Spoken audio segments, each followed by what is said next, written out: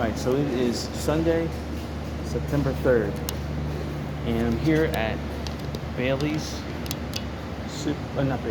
Supermarket on Sanibel, and this is the first time, this is the second to last free Sunday, so I have to make use of this really good.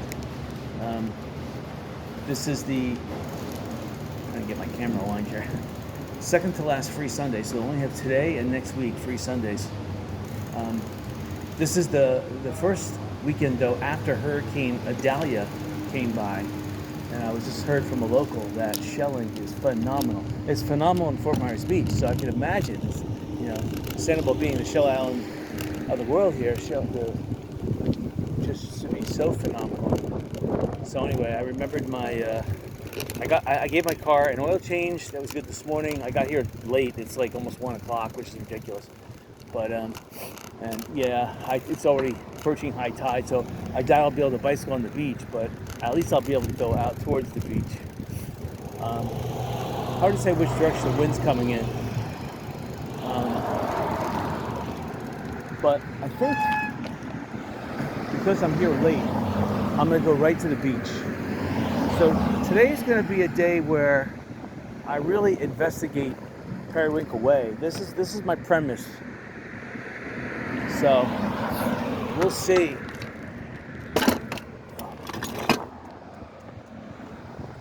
Oh, now I get it. I'm crazy. I get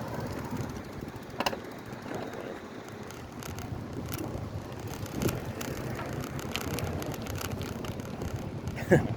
So anyway, my bicycle camera is not. I was trying to get across the road there, and my chain slipped out of gear. It slipped back in gear, which is weird.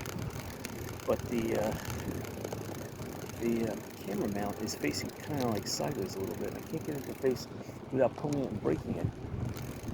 I don't know how it slipped like that, but it's kind of annoying the way it did that.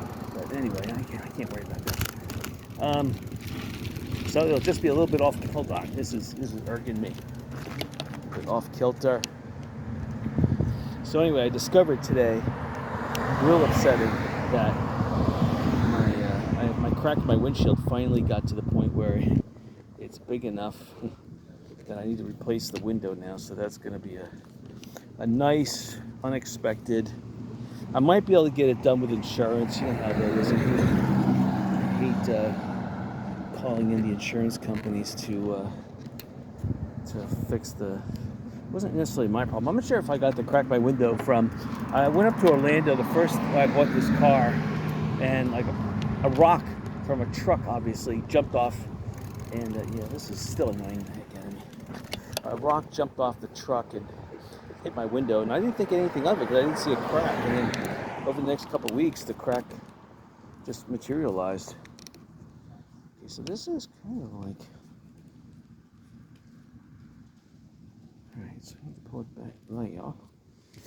Alright, that's as close as it's going to get. I'm not going to worry about it. I'm worrying about it, but I'm not going to worry about it. There's a little tightening mechanism. And it's not likely to move. I bought it. Alright, so waste of time. So we're going to go to the beach right now. I wasn't going to go all the way down to the lighthouse, but I'm going to see if I pump up my tires. They're both at 65 pounds. I remember to do that, thank goodness.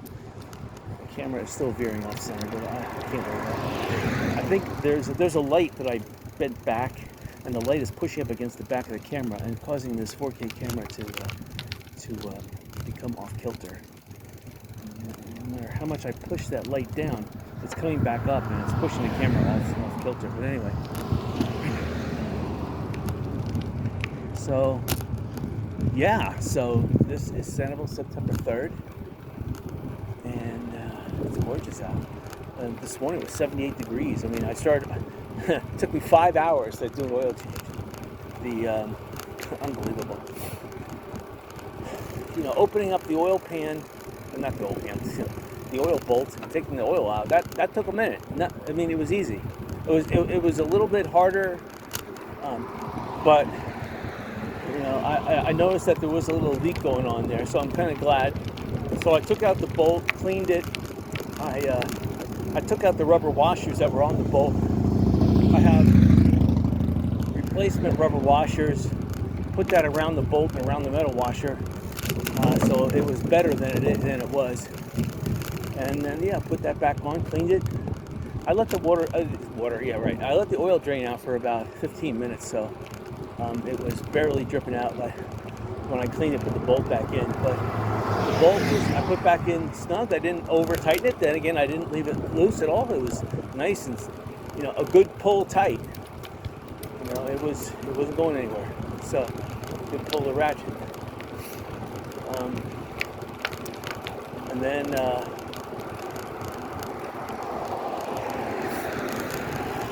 let's see. This question is how to get to the beach from here. We'll just be on Middle Gulf Drive and right there where Donax or whatever connects to Middle Gulf Drive. I'll get out on the beach there. This is all prime real estate here. Buy a house on Sanibel. Anywhere on Sanibel is prime real estate, to tell you the truth. I mean, if you're living on Sanibel, you're either going to be a contractor or you're going to be in real estate, one of the two, to make money. Other than that, you're just, you're a retiree with a good pension, hopefully. You're a retiree or you're on vacation and you're spending your life savings enjoying yourself. Living in Fort Myers and coming over to Sanibel for free and not paying it's not $6, it's $9. So get that, let that sink in. Tag if you have one of those sensors or whatever, it's either a magnetic strip or if it's I hear the magnetic strips are better because you just have to have an account with them and they draw down your account, whereas the transponders, you could use it more bridges, but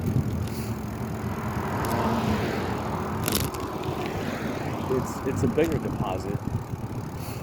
Anyway, only if you live on Sanibel would you want that. If you're just coming over here sporadically like I'm doing right now, but of course I'm looking for real estate location for an office, so it's a little bit different, a little bit more of a need over here, and I've seen a couple spots. So after I'm done bicycling, I'm going to use the car and go. But this crack on the windshield now is annoying because it was just a little crack, and now the crack is starting to spider. And it did that because when we put the car up on Graham's this morning to change the oil, it must have cracked right there. So that's sad. So anyway, Safe Flight or whoever the glass company is, I'm going to have to contact them.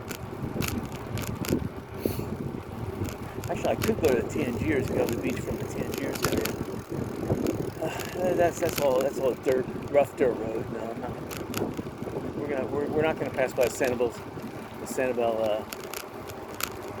Well, we'll go close to it, but we're not gonna pass by the Sanibel Cemetery. We're gonna do a little more exploring. We normally don't come down this portion of the Middle Gulf Drive, so we're gonna do so. So the bike path's on this side of the road. That's interesting. I see this little rest area, I guess you call that a rest area. I don't know why you'd have to rest on. Coasting is resting on a bike. You don't need a rest area. A rest area is when you stop at Jerry's and drink some of the free water that's there. That water inside the Jerry's shopping center was pretty good. And I thought there was bathrooms outside Jerry's, but no, you have to actually go inside Jerry's supermarket and use theirs. And it's nice and clean in there. So, and the drink fountains had really clean water. Didn't have that reverse osmosis tasting water. It had like extra filtered water, like a carbon filtered reverse osmosis. Nice.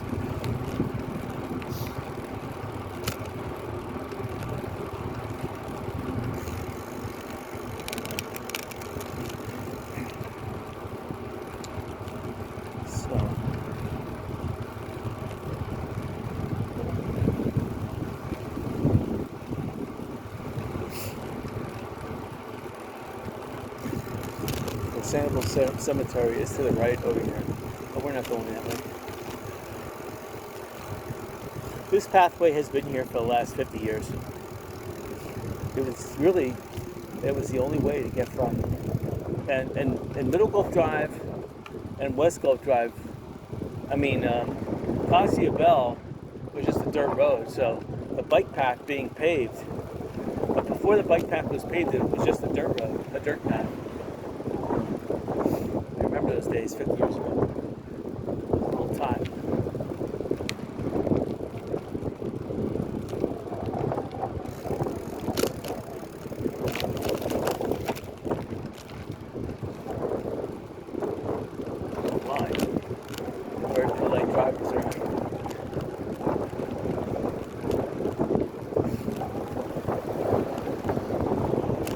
So anyway, I can feel that the wind is coming from the east heading west at about maybe 1.5, almost 2 knots. So yeah, it would have been better going down to the lighthouse and getting that nice sail breeze push on the back down the beach, but it doesn't really matter. But I hear that the shelling is exceptional on Sanibel. So we're looking for evidence of Hurricane Idalia. I don't see any. I had to hit that one. I was messing with the light, and I missed it. Terrible.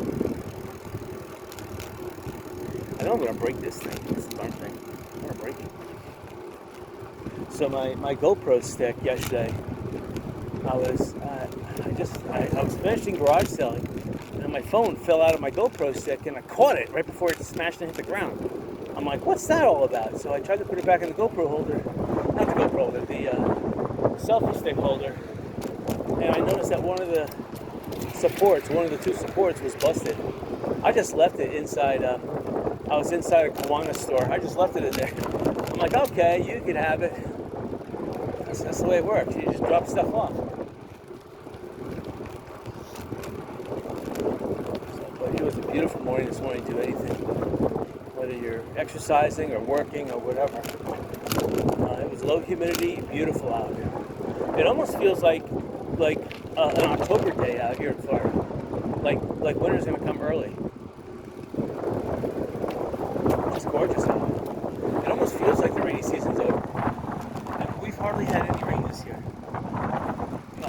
Usually my grass is overgrown everywhere, and my backyard still hasn't recovered from Hurricane Ian last year. And I've been fertilizing it. I've been taking, seeding it a little bit, but taking, what are they called? Not plugs. Yeah, plugs. Plugging the grass where I could, like cutting it in some areas and plugging it in others that are devoid. And that's been working to an extent, but I need a lot of rain for the plugs to take root and hold. And for the last 3 days, there's been no rain. So it's pretty sad. There was only rain for Hurricane Idalia, and I tell you what, we hardly had any rain Hurricane Idalia. Any rain. In fact, we had less rain. We may have had a passing shower for like 20 seconds. 20 seconds, passing shower. There was 2 tornadoes that came close to my house, but they came during no rain, which is really weird. And they were the side spin tornadoes. If you ever watched the movie Wizard of Oz, 1937, whatever circa year it was, you saw those big sweeping, I forget what they're called, but those big tornadoes when Dorothy is, when a storm is approaching. She's looking for Toto as usual. Well, this thing was like a lawnmower, one of those old push circular lawnmowers, and it was just tilted like at a 15-degree angle, and it was from the ground. It was weird. So it was rolling like a lawnmower, but I knew it was about 20 feet or more in the air, but it was huge, and it was rolling like that. It was definitely a tornado, but didn't do any damage to my house. It was about 100 yards away from my house. It didn't roll over my house, thank goodness. Normally, tornadoes, they will go out of their way to go over my house. Something about my house and tornadoes go together. I don't know, but you can almost count on it, but The other tornado was about 200 yards away. And you know, because when rain starts coming in at 90, it comes in basically horizontally. Yeah, you know there's a tornado coming. And the rain was coming in horizontally on 2 angles of my house. So theoretically that means tornado straight overhead, but it doesn't necessarily have to mean that. It could just mean that the wind is oscillating back and forth and is bringing the rain in. But that was about 100, almost 200 yards away. Both of them were minor. They weren't like tornadoes that touched the ground. They were still about 20 or 30 yards up in the air, so they didn't even touch or do damage really to any of the homes. The storm wasn't that powerful enough. It was only a Hurricane 1, and the storm was almost 160 miles offshore. So 160 miles offshore, Category 1 hurricane, forget it. It's not enough strength. When Hurricane Ian came, it was almost a Category 4. It came, the eye wall was 60 miles wide, which means it had a lot of packing power to it. So Hurricane, Ian was 1,000 times more deadly than Hurricane Idalia. 1,000 times at least. Hurricane Idalia still got a 4-foot storm surge. Hurricane Ian got a 12.5-foot storm surge. But I hear that up in the Big Bend area of Florida, Hurricane Idalia did produce a 10-foot storm surge, which is amazing. But see, it funneled all the water up there, though. That's a big funnel, so it's going to amplify whatever the storm surge would have normally been. If it was a 4-foot storm surge, yeah, it could double it easily. It's funneling in. All right, so here's the stop sign. We're gonna make a right. We're gonna go over to the beach. Check it out. So there's a lot of people on bikes here. It's pretty amazing. Hello.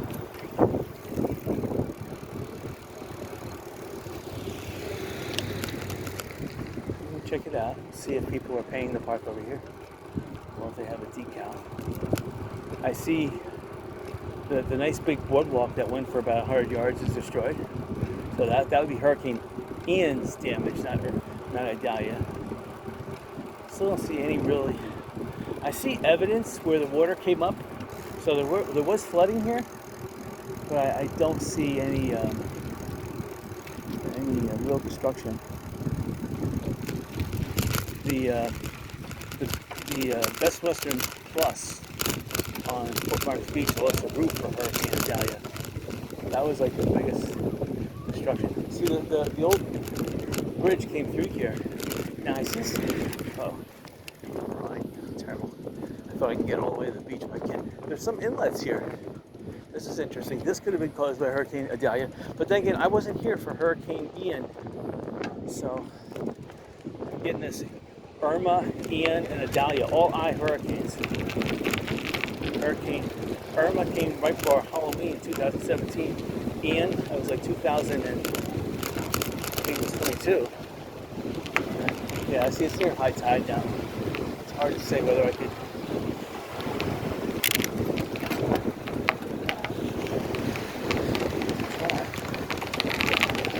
This is a lot of pressure on the tires.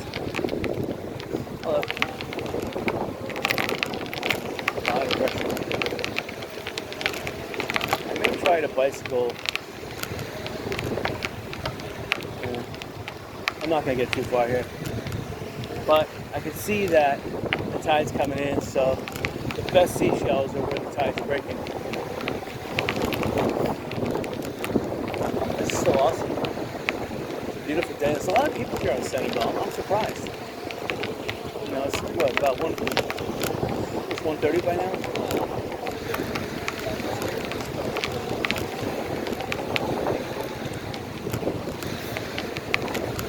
So, yeah, I can see that there was a lot of inlets that were cut here because of the way that the Idalia was approaching the beach. Very similar to how Ian attacked Fort Myers Beach with these inlets. But just Idalia didn't have the power to make these inlets substantial. Yeah, I'm going to exit the beach right now. Just too much too much seashells. You know what? The seashelling is better on Fort Myers Beach. I mean, comparatively. There's a lot of seashells here, so I can't make that's too broad of a statement. And it's high tide's kind of high. And you'll find rental traps and more augers here on Sanibel. But for the concentration of seashells, Fort Myers Beach has less people, believe it or not. It's better accessibility. There's more seashells. Nobody in Fort Myers Beach does any seashelling, so. I doubt it though, because the tide is coming in. And the tide is still kind of high. Even though the full moon is waiting. Tides don't really, they're not dependent on the full moon. They're just dependent on the moon's orbit around the Earth. And this, they call it a blue moon, but really it's just the moon was close to the Earth. That's all it was. And the closeness is what dictates that high tide. Hello. Yeah, this getting off the beach here was nice.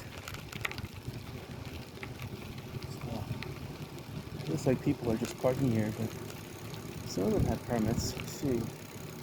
Others are just parking here. Why not? You can come on Sanibel for free. So it looks like people are being real quiet, so that's a sure indication that they're just parking. It doesn't say no parking. So they're just parking here, trying to get away with it. You know, personally, I think that they should. You know, there has to be free parking here in Sanibel. You just can't have people spending $5 an hour to park. That's ludicrous. All right, so my main goal is to check out Periwinkle Way for commercial viability, but I'm still looking. You know, I have to look at all the island while I'm here, so I have to do some exploring. So yeah, this light is not playing well here. It keeps on moving this thing. I have a little wonky mechanism that would lock it pointing straight. And I could have swore that was place, but oh well. Just have to bear with me. Periodically, I'm going to be looking down at the camera, and I'm going to try to position it. It's kind of falling on me already. This little light is pushing up against it, causing the camera to aim down. I'm trying to push the light out of the way, but for some reason it's like a spring on it. It's like springing back up. I saw here near Rita Street. That one looks like there's a boardwalk down there still. This thing keeps on dying on that tight over tightness thing. Could be I need to put some more. These I use GoPro attachments or bicycle. Whatever I want to call it.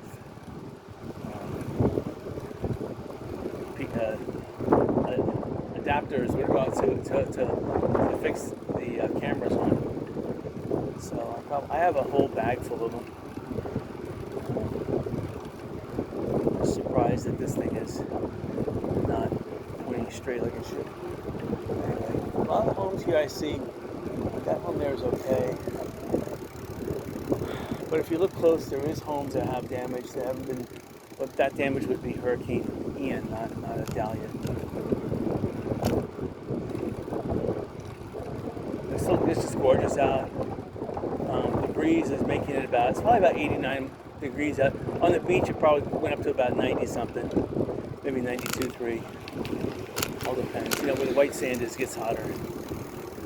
Oh man, this is really taking me off. This camera is not playing nice. And this thing is causing it not to play nice. Oh, I see. It's pushing up against the, that's what was going on. It was pushing up against the brake line. And the brake line was acting like a spring and forcing it back down. I guess every time I was hitting the brakes, I was causing it to be pushed down. Looks like I have it stabilized now. Yeah. The sad thing is that it's the perfect angle for both the light and the camera to be mounted in the same place.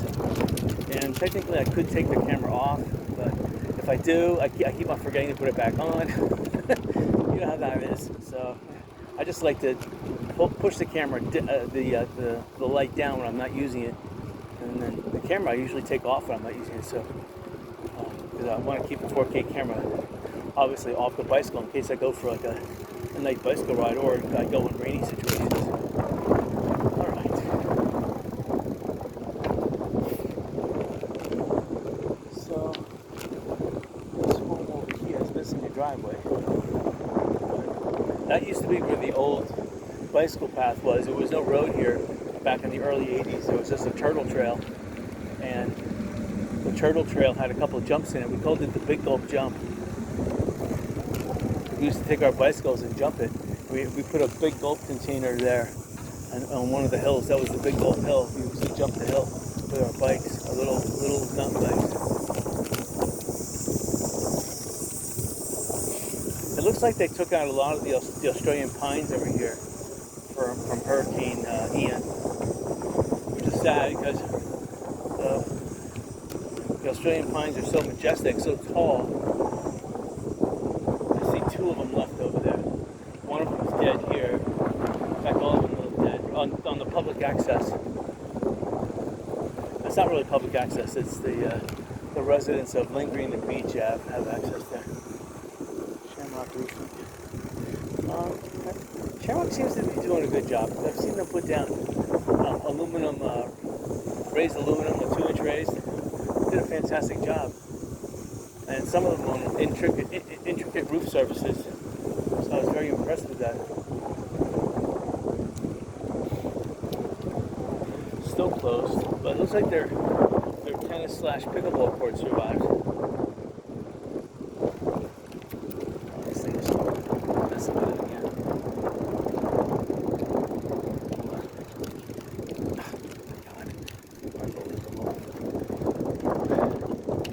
Oh, there we go. I just released it. Just released it. There's no tension. Okay, good. Now it's going straight. Thank God. Oh, Shamrock's doing not just the Hilton, or whatever it's called. It was the Best Western Shell Harbor when I knew about it. But it looks like they're doing Song of the Sea too. And here's the moorings. The moorings had the best ice cold pools. If you want to be refreshed, you jump in the pool here, their landside pool, and then you could also go back to the canal pool. And it was nice because they had two pools. If one was overflowed, you went back to the other one. We stayed here once. I think my cousin, he had a condo here once. He didn't own it for long. I don't know, management here is a little quirky. You know, you want to rent things, but they want to rent it out the highest rate possible, so your condo seems to sit vacant for a while, and then they take a hefty management fee, so it's hard to say whether it's worth it or not. See, this Seawind, they look like they fixed their place up. They just didn't put the fence around the tennis court that nobody uses, which I don't blame them. Why spend $12,000 to put a new fence in? I mean, look at all these fences that they're using to keep people out. It's a shame you couldn't reuse that fence to make a fence around that. And that's, I don't know what place this is, because they didn't fix this place up at all. Looks like something's over here. And then this is the Sanibel Arms. Sanibel Arms West. Sad. Sad. I went in there after Hurricane Ian, though. And I could have swore that it didn't look as destroyed as it does. But, you know, they're just taking their sweet time. I mean, now's the time to buy. These condos are all for sale on the ground floor. So if you don't care to fix your condo every 3 or 4 years, it's going to get flooded. So just put garage sale or, you know, cheap estate sale furnishings in it. And make sure you tile it. Don't put any wooden floors or anything. Don't put any wooden floors or pergo. That stuff will get ruined. You got to rip the whole floor up if it gets water in it with pergo. That wooden laminate is no good. So if you're going to put tile in, try to put tile with no grout, seamless. Just shove the tile in there, and it's best to go with waterproof, marble or granite floors. That way, even if it does flood, you don't have to worry about your floor popping up or replacing it. Sandalfoot looks nice. So obviously they have a tennis court nothing but use. Spoonbill. It's the White Pelican. I always liked that name, White Pelican. I wanted to make a casino in Atlantic City called the White Pelican. It never happened. I made some blueprints starting high school. I had what do they call it? They had like mechanical drafting or something. I forget exactly what it's called. But I took 3 years of that, so I was pretty good as like an architect. I could design things in 3D. So I designed a casino.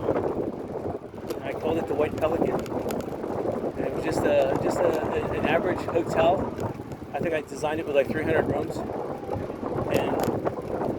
it was like six floors, 50 rooms a floor, and it was shaped in the letter L. And not that I wanted to be shaped in an L. I just thought an L would be structural more safe than just a single building, and you could stick more hotel rooms in. And the L was facing towards the ocean, so that you could put a pool down there and also a gambling room next to the pool. That's how I designed it. And then I designed it with a restaurant on the top, because I always loved the contemporary in Walt Disney World. I loved how they had the restaurant on the top of contemporary. So I said, that's a great idea. So just passed Surfrider Beach Club. They lost the entire wing.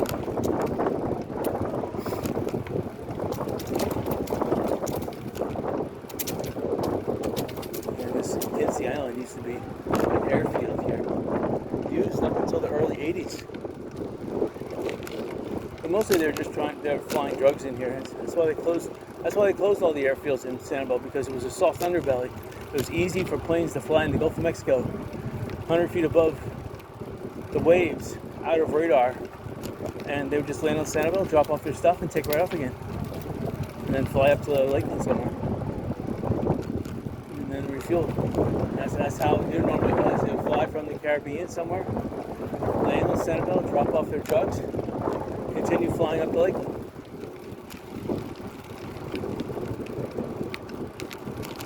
And the runways are situated in such that it was like a north-south.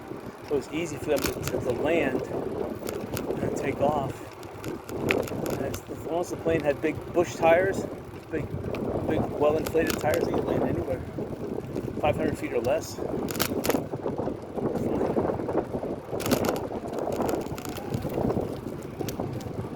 this is the colony. Yeah, it's roped off. So again, it's this Airbnb. The private residences are the ones that are affording Sanibel its day. So there is a little. I guess we'll try it. We'll go over this little bridge here. I should stay on the road here, but I have to check out this bridge from this angle. See, you don't really see it, but it's right here. And the problem is that if I hit a bump, my phone can be turned off. Here, so a little kiosk. Over the bridge, yeah. Usually they have big blue herons back here, but the water's kind of dirty. So I don't know what that means.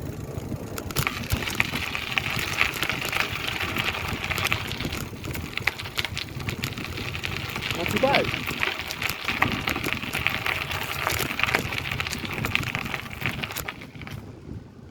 Right. I would love this house right here on the right-hand side. Looks like nobody did any work to repair it. It's got a one of those building permits, but nobody looks like they did any work.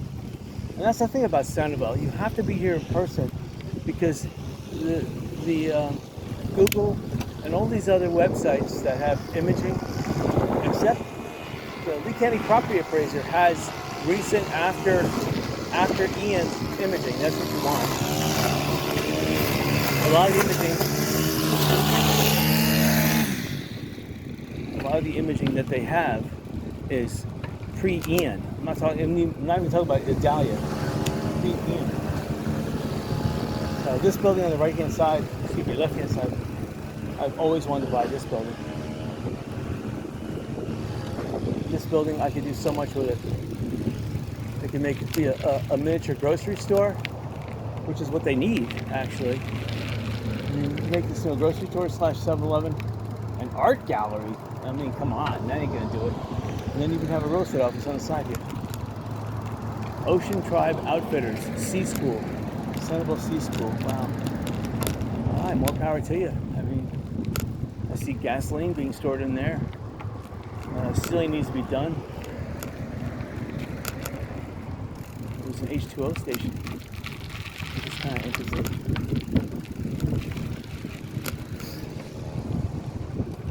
Right.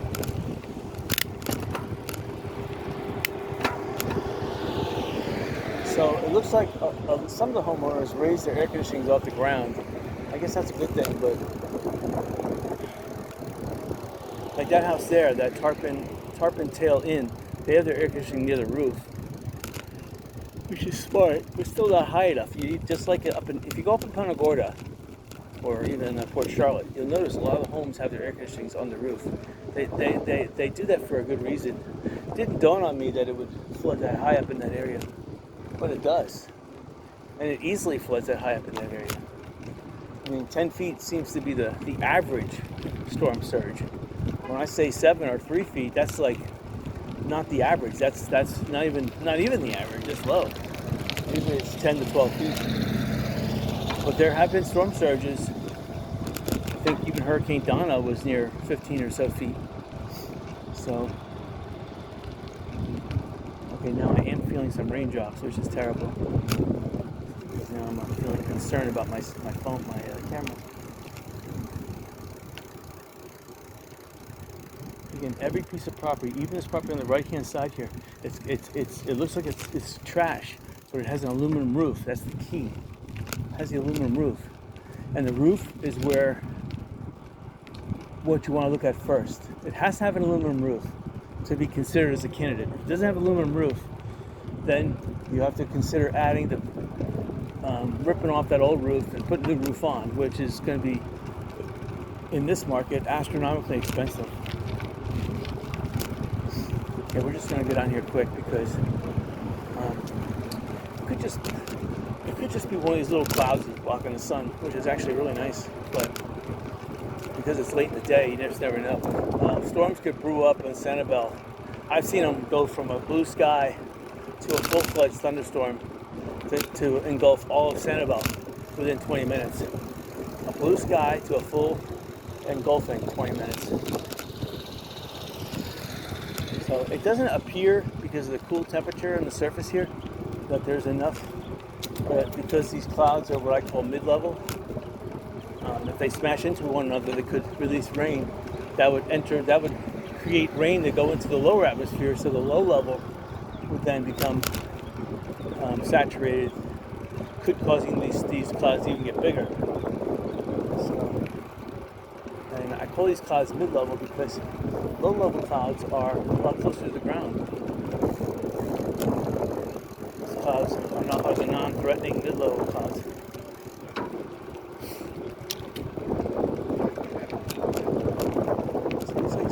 Samples blocking people. Is this area open? No. No? Okay. That's sad. A lot of damage over there. How's the lighthouse? It should be open by next week? Friday. Friday? Okay. By Friday. All right. All right. Oh, thank you. Oh, well, so much for looking at the lighthouse.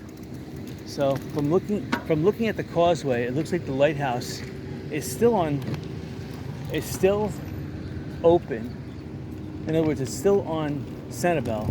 But when I was here last weekend, it was only 5 feet away from mean high tide, 5 feet away from where the waves are breaking. So I looked at it right now. It should have added some beach to it. You know, if Fort Myers Beach got 10 feet or more than that. We got at least 20 feet, if not 20 yards of beach. Sanibel should have gotten some sand added, but they're telling you can't go in there.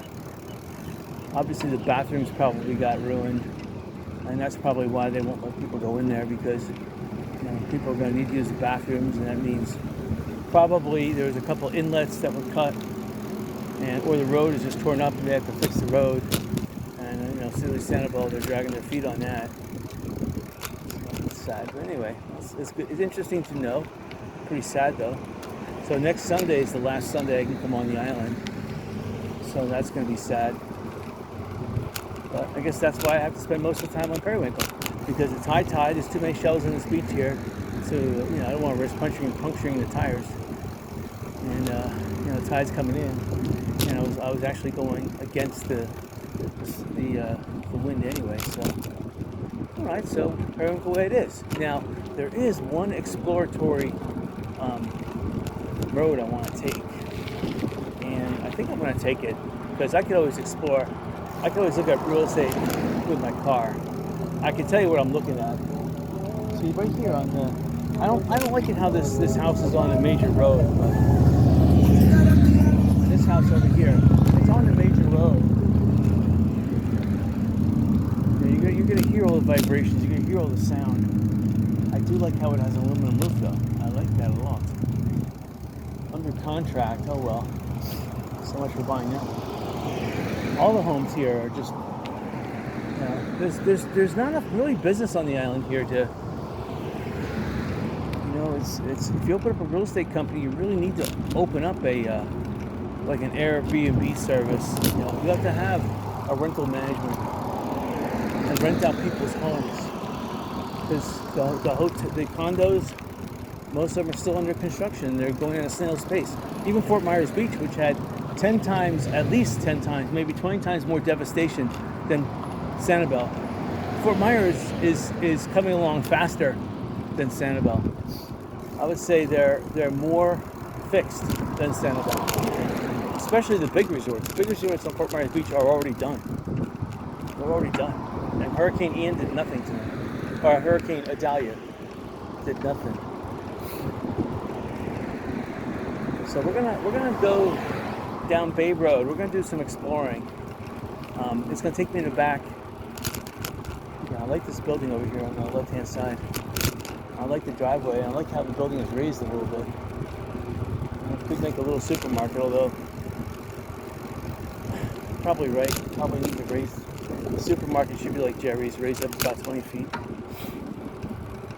mean, all the 7-Elevens got wiped out.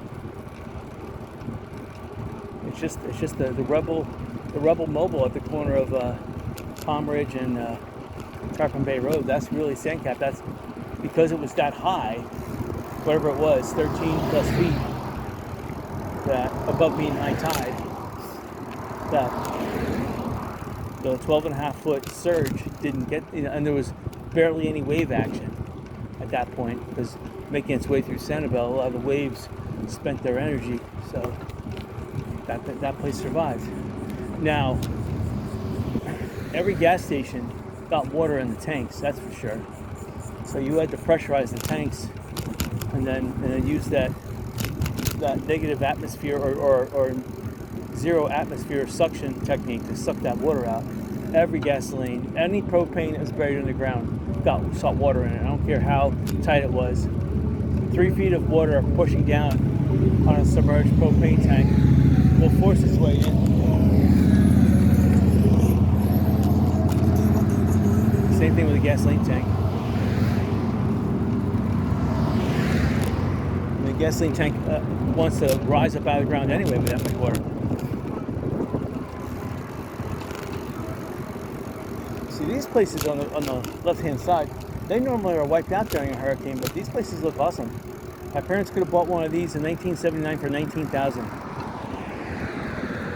And if they bought the second floor, these originally had tile roofs. Now they have some kind of metal, looks like garbage roof. But they had the red barrel tile, Spanish barrel tile roofs when I first saw them. I don't know when they were built, but when I first saw them in '79, whatever. had the red terracotta barrel top, which is a dead. People don't use that anymore. It just costs too much and it breaks too easy. And it costs too much to replace it. You're looking at $100,000 to do the whole roof now. Forget it. Everyone's going aluminum, whether it be Galvalume. Galvalume looks ugly, like that house across the street there on the right-hand side. That's Galvalume. That looks disgusting. I personally just like aluminum, like not the cheap aluminum like on the left-hand side here, but still, I prefer the bland aluminum look over some blue that looks like it's just slapped on up there. And see a lot of cheap aluminum roofs here. Even this house here, this is what's called a micro standing seam. It still is exposed screws. It's still good. Even that one, but they held up. They held up during the storm. It's just that the screws are rusting, and those rusting screws are gonna mix with the wood and make big cavities. Like that house over there, on the right hand side. That's a micro raised seam. That's a 1 inch by 1 inch by 1 inch. It's disgusting. You want the 2 inch or bigger standing seam, and you want the 20 gauge or less thickness of aluminum. That stuff will stand 150, 160 miles per hour. That's what you want. Like this home over here, the right hand side. I bicycled here on Sanibel, I think it was January 1st of this year. They've done nothing to it. The homeowners obviously don't care about it anymore. They know the value of the property right now. They can still sell it for whatever the price they want.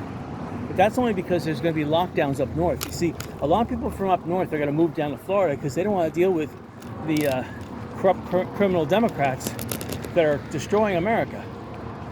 You know, and it's sad there's no patriots that can stand up to these Democrats. But you know, if the Democrats try to kill Trump, or if they do, then bingo. Then you're going to have everyone's going to take it on the chin at that point. And then you're right. You're going to have tribunals. You're going to have deportations. You're going to have Democrats are going to face a lot of MAGA wood chippers. I mean, the criminality is known already. It's just the Democrats kind of control the courts right now, but tribunals are way above court level. They're way above the Supreme Court level. So once the tribunal would render a verdict, that's it. That's law at that point. Because the tribunal means that the court systems don't work.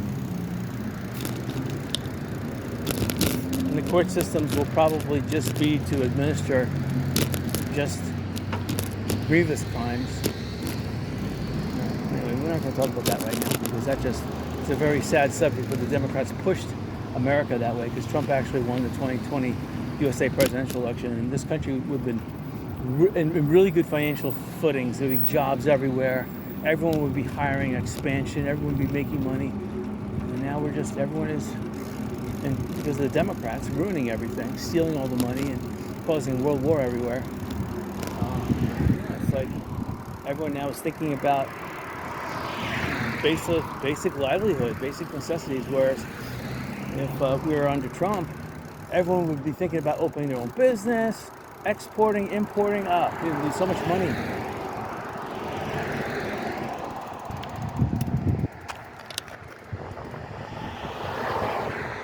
Oh, thank you. Some nice people. Oh. So let's see. Oh, I think I'm going the wrong way. Okay. I know there's a little. Let's see. Oh no, this is Beach Road. Alright, so there is a little trail coming up here I could take, but I'm not going to. I may take it on the way back though. But I want to go to the end here where Bay Road is. We're going to take Bay Road. See if Bay Road we can take it all the way over to Dixie Beach. That's been one of my curiosities for a long time. See, here's the trail here on the left-hand side. I can't take it. I see I just looked in there, it's flooded, so forget it. During the dry season, which is not for another like 2.5 more months, then it will dry out and it'll be all right. But yeah, this being rainy, wet season, and the blue moon bringing the high tides, forget it.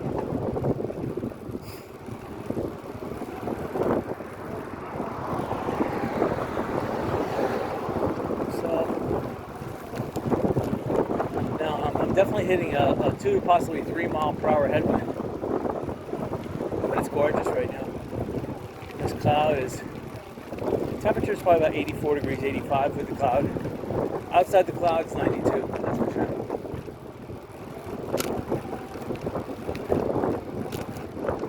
It's getting more humid as the day goes on. And I'm still sweating, but what are you gonna do? So yeah, I haven't made the video. I haven't made any videos yet this weekend. I have all the data. I just haven't been able to have time to compile it. I've been fretting about this oil change. Now that the oil change is done, I don't have to fret about that anymore. Now I have to fret about getting my glass changed on my front windshield. That's just fantastic, wonderful, like that. All right. Well, it looks like the bicycle path ends here. It looks like straight ahead people are parking over here to get to the beach. That's not too bad. Yeah, there's a golf cart out here, but it's just a little one. Oh, here's Bay Drive. All right. Check it out. We're gonna go all the way to the end. Oh, it says water over roadway. Oh, great. You have to say that. I know it says no outlet here, but there's 3 points on Bay Road. One of them leads to the dunes, to a golf, to a. There is probably high water here. Well, I probably won't be able to get to it. And then one of it goes. Well, one of it connects to the Dunes Country Club. That one, there's a bridge. I know it goes there. Now, I'm seeing raindrops, which is weird because it hasn't hit me yet. Right?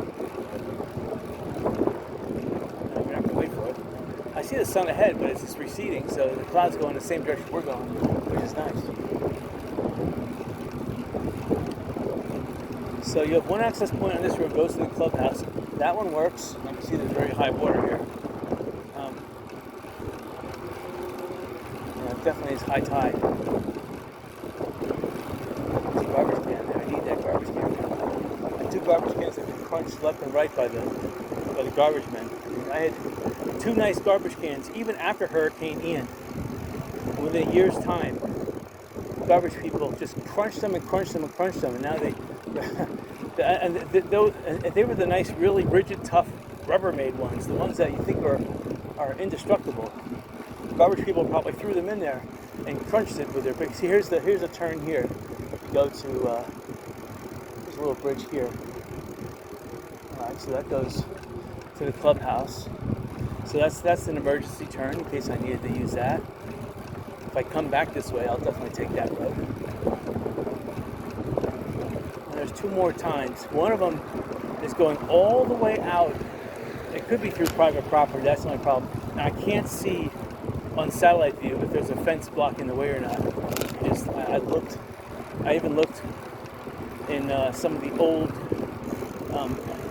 satellite imagery, because sometimes satellites, they take the image at an angle.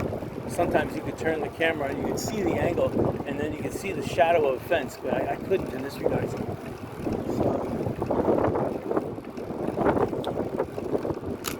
So anyway, this is like a really hidden road here.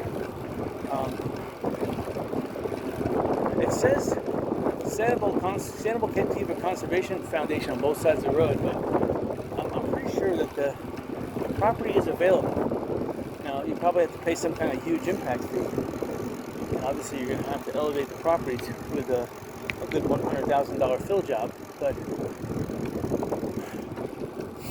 let's see. Here's our for sale sign up, y'all. So the homes here are raised a good 8 feet. So it's homes of both sides. They're elevated, which is good.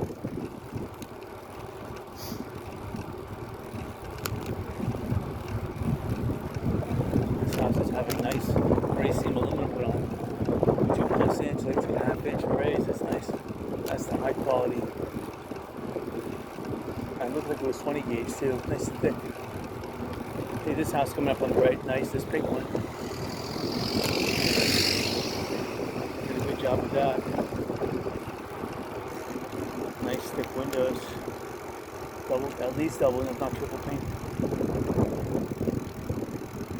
So this is a galvalume roof here, and this roof here. Wow, I don't know. They took some kind of a aluminum or sheet metal roof, and then looks like they painted it white. It's disgusting. Here's the El Cheapo raised seam aluminum. This is like the 1 inch by half inch by 1 inch. This is a nice one here. This house here on the right hand side has a 2-inch raised standing seam. That's built really good.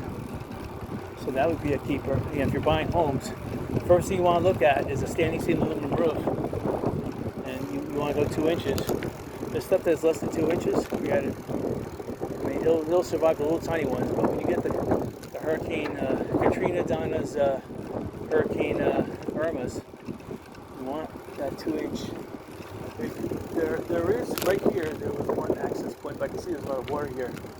That was leading to the Dunes golf course we just passed on the left-hand side. So I see the tidal marshes they're at high capacity. Yeah, there's no outlet on both sides, but this is a sand road coming up. I'm kind of curious to go down it and see how high the tide is. If the tide is touching or crusting the road, forget it. You rarely do. You really come down to this area. See, you can't park here. There's only one parking spot. Wow, and this coral, whatever this stuff is really sharp.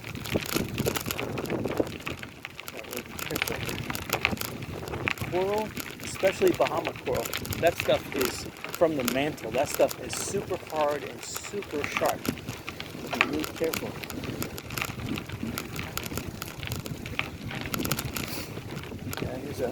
Yeah, there was some kind of a gate here.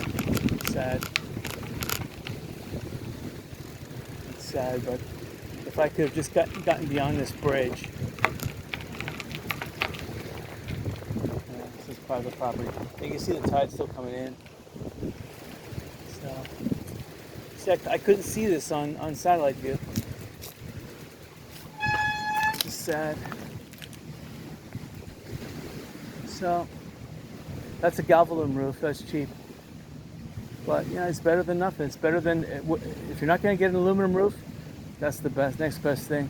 At least it's a standing seam galvalume, but the problem with a roof like that was put on right after Hurricane Ian, I can tell. So it's not more than a year old. So it's got about 5 more years before it starts rusting. Aluminum, you don't have to worry about it for 75 years. That's the nice thing about it. Galvalume, you have to worry about it almost immediately. There's nothing you can do except repaint it. It's going to get more awful and awful and awful. The paint's going to chip anyway. The only thing good about galvalume, if there's a good thing to say about it, is galvalume is made out of steel. Well, not necessarily steel, sheet metal, roll metal, whether it be iron or some kind of pig iron or whatever. It's probably not steel. Definitely not stainless steel, because if it was stainless steel roof would be like one of the best roofs you can put on. But still in salt water, the type of stainless steel they sell here in America is the stuff they make in China, which is basically just laminated iron with a micro layer of carbon to make it look like stainless. It still rusts in 1 year. Stainless steel should not rust. If it was solid stainless steel, like the stuff they used to make in America like 50 years ago, then wow, that would be nice. But they don't make that anymore because everything's been exported, and all our standards have been lowered to Chinese standards. So the stainless, it shouldn't even be called stainless anymore. It should be called a laminate iron, not stainless. It should be called a zinc laminate. Micro laminate, obviously. All right, so pick up the tempo. I wish I could cross it. I wish there was a little bridge here, like a wooden plank or something to get across. But see, there's a fallen tree there, but I don't think I can carry my bike across it. It's sad. Plus, it's fallen into the mangroves. It's not fallen clear across onto the other terra firma. We want to walk on terra firma, that's for sure. Right. Alright, let's see how. Again, now I'm facing the. Not going with the wind. So let's see how long this cloud stays with us. I'm looking over towards the right, looking at this canal, this little mangrove canal here. There is some terra firma on the other side. But it's not enough for me to want to trailblaze, you know.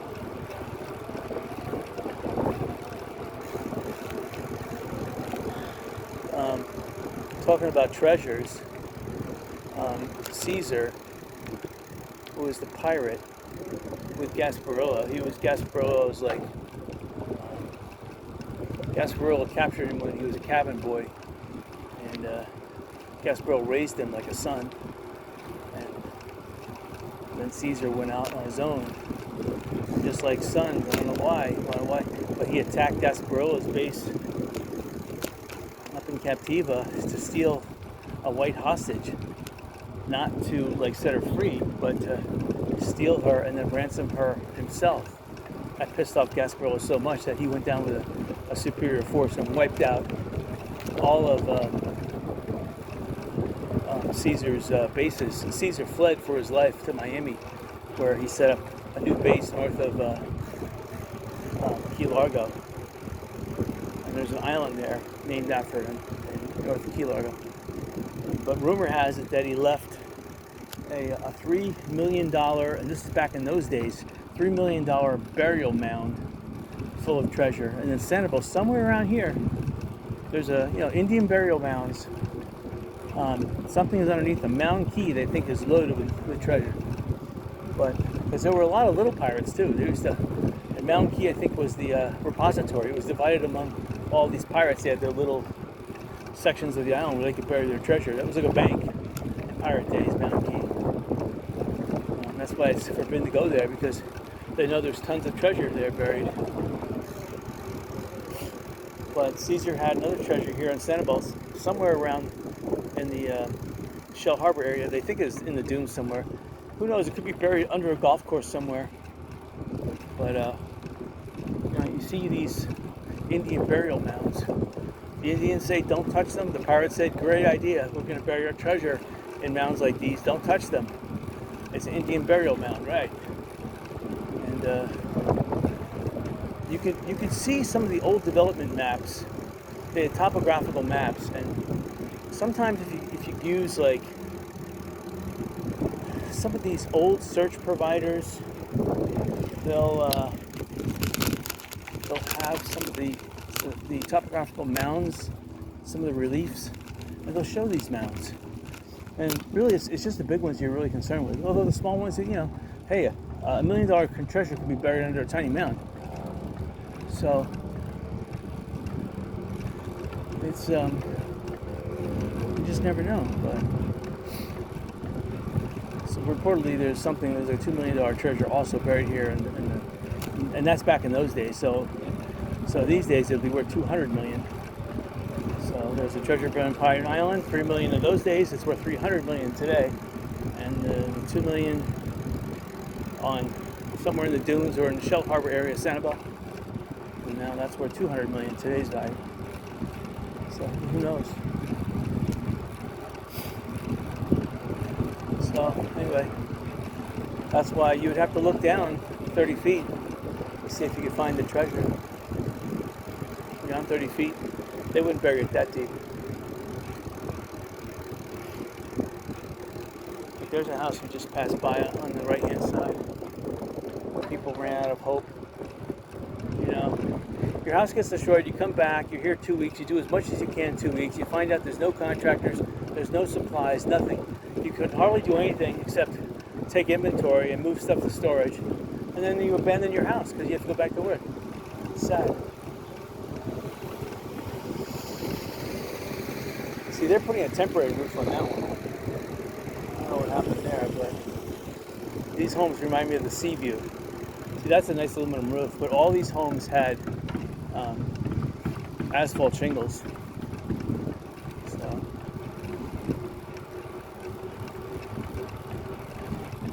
anyway, this video is gonna It seems kind of short, but we did go for a nice little bike ride. But we're just gonna go back on Periwinkle and check out some of the real estate that I've been looking at, because you can't do much after this Hurricane Idalia closed down the lighthouse. And we did get out on the beach a little bit, but it was high tide. And I'm just glad that there's nice puffy cloud to block the sun.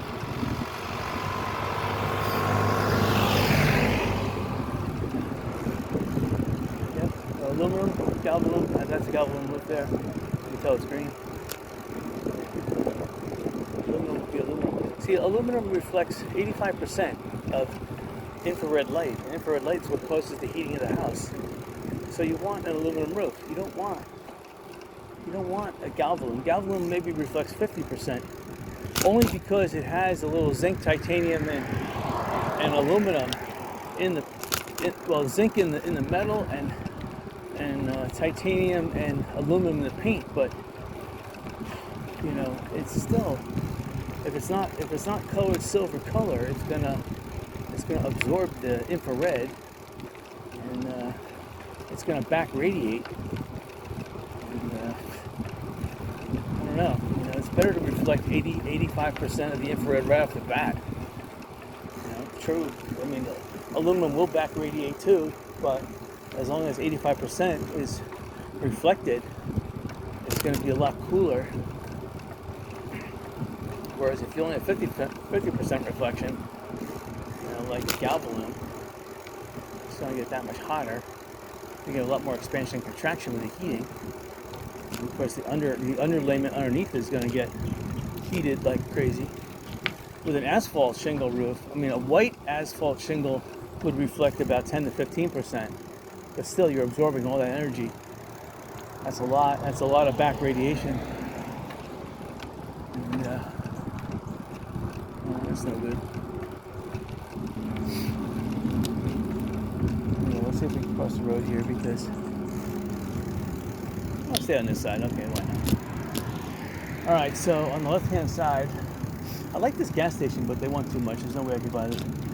There's John R. Wood Properties. He did a great job of buying this right before Hurricane Ian, and of course he had to renovate it. Paid some serious money. You see that Norris Interiors? I really want that place. I don't like the green roof. I definitely have to color it, which is sad, because that's a sheet metal roof. They only colored it because it was rusting. That's what happens when you get galvanum or sheet metal. It rusts. But this is a nice parking lot. See, you got storm shutters, concrete walls, concrete foundation. I mean, it would need a lot of work. Looking at it, obviously, I like the color white, but I would need full glossy white. Whatever they got here doesn't look good. I would need to texture it, so I would need to stucco it. Get rid of that green, orange, and blue color, that's for sure.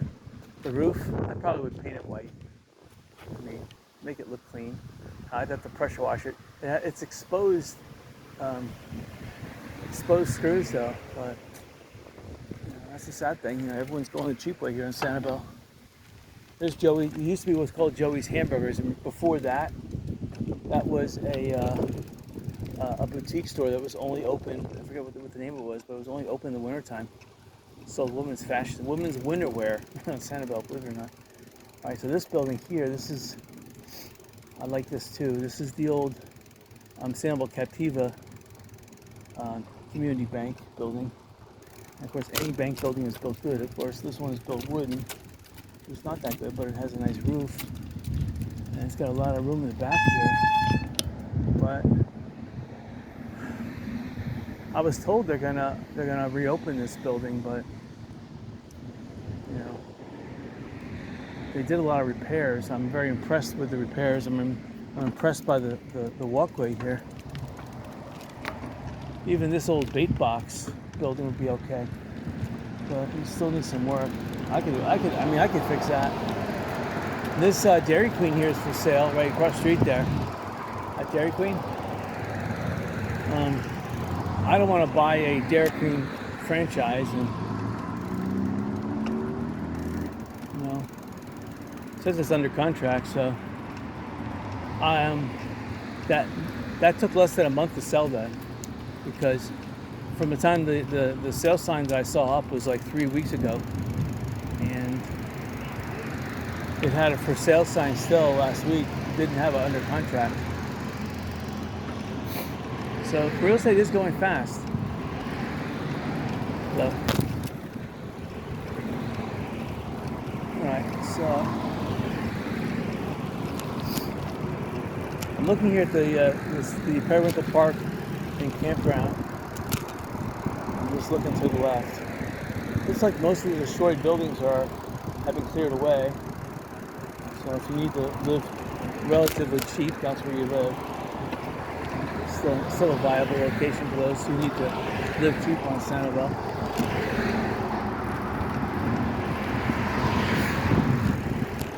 See, John Newman Associates. Look how big the real estate offices here are in Sanibel. I mean, oh wow, it says it's for sale. All right, well, I guess they're big, but they can't afford their property taxes anymore. Seashells is open.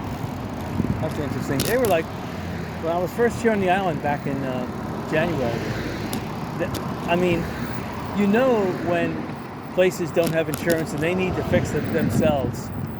They weren't waiting on adjusters.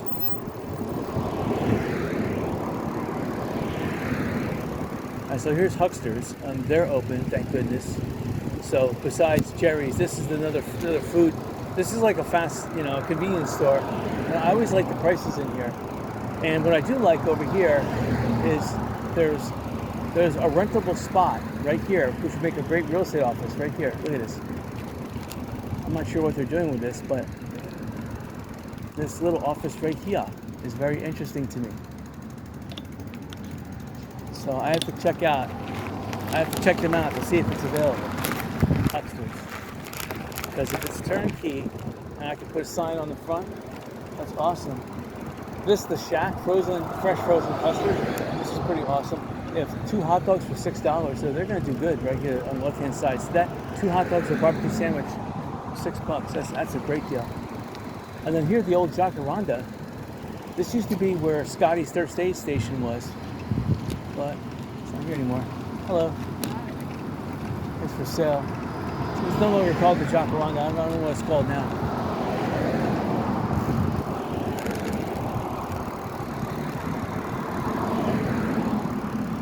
And then this was the Anchor Inn, and then it was called the Anchorage Inn, then it was called just the Anchor Inn. I don't know, it was something to do with Alaska.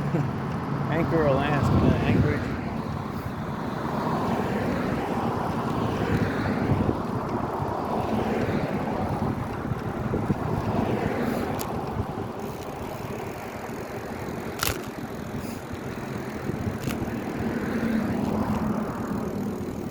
Here's Donax.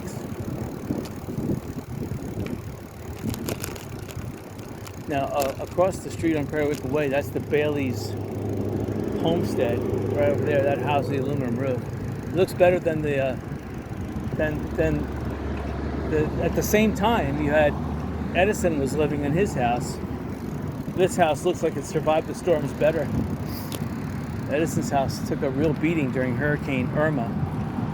A lot of the trees got uprooted, and Hurricane Ian came around. That also, within 5 years, 2 major hurricanes did severe damage to that house. So I don't know. I don't think it's worth going to the Edison Ford Estates to see it. Come on. I mean, you just open up you go online and read about it. You don't need to go there in person and look at photographs, right? It's just kind of sad. You're just wasting a full day. You should better go to the beach and pick up seashells. I don't know.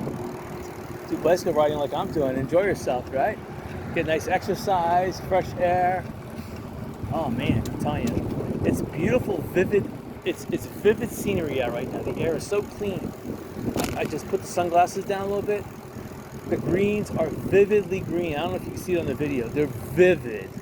Like everything is fresh and alive. Plenty of oxygen everywhere.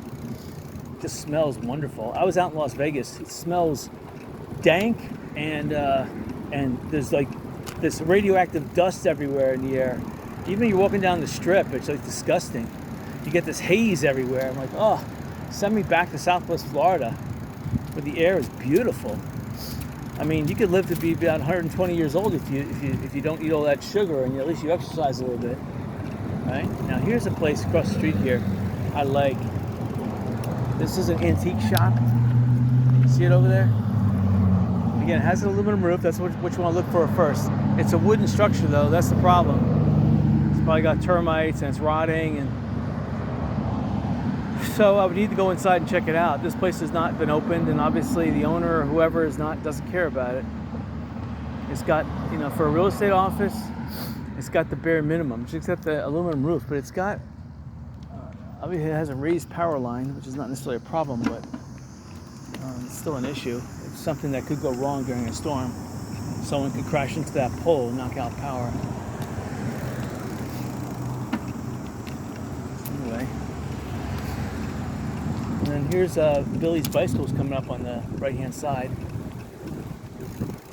I didn't think that they were making any business, but you know what? They are starting to rent again. I've seen not that many bicycles, maybe about 10, but still, I've seen 10 bicycles. So you probably times that by 10 because obviously, he's coming out in the middle of the road. He's a traffic cop too. And you got 1, 2, 3, 4, 5, 6, you have 8 people on that bike. Wow, that's amazing. So this place here, I would love to rent. See, it's got the aluminum roof. It is exposed screws though. It says no trespassing. But this would make, I don't like this lime color though. This would be the first thing to go. And the doors are locked. But it would make a good real estate office. I could fix this place up. I mean, I'm handy enough to do that. I know people that could help me out. But there's a lot of places here for rent. Like across the street there, that, whatever that was, hot dog thing, that's available. The 7-Eleven still closed. I don't think they're going to open the 7-Eleven back up. This 7-Eleven would be awesome. I don't know what's wrong with it. The VIP Realty is open. This restaurant over here on the right-hand side, left-hand side, I think it was some kind of clam restaurant. I forget the name of it now. Some oyster thing. Then you have, I'm not sure if it was pot hot dogs or Schwagobbers or whatever the heck it was. But that looks like they fixed it up. It's just not open. So there is a lot of property here that's available.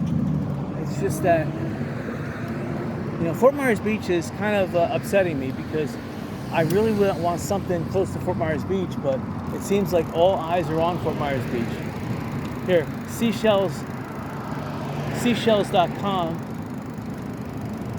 on the right side, that building, but it does not have an aluminum roof. Here, Royal Shell Vacations.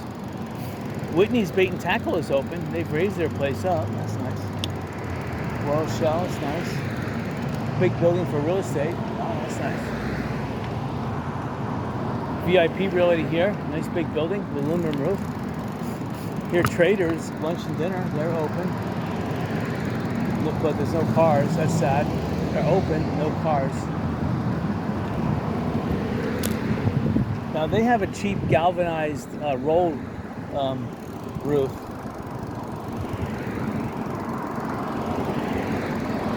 Still, galvanized steel is all right. Better than asphalt shingles. This is a copper roof here. This is interesting. It's art gallery. No, there's no customers here. No one's buying anything. They're selling seashells. The seashells are, you can get great seashells right now at the beach. So I don't know why people would want to buy it. Heart of the Island Shopping Center is not. It says it's open, but it's not. That got flooded big time. And then here, Island Pizzeria. Again, there's a sign that says open, but it doesn't look open to me. It says now leasing. Probably because there's one office in the back there that's open. Heart of the Island, good frontage there. This building was knocked down. I know what this was over here. It says coming soon. Sweet Melissa's Cafe. Oh, it doesn't look too good.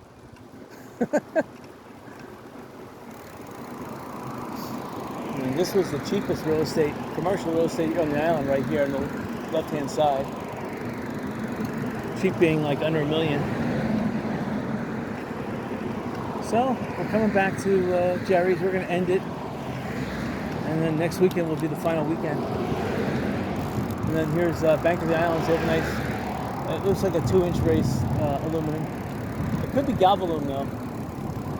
It could be aluminum. It's aluminum, that's good. Galvalume, no good. And then Jerry's. And Jerry's has an asphalt shingle roof. Terrible, but it's open. And then this place is open here. Again, there's hardly any cars because there's hardly any traffic here.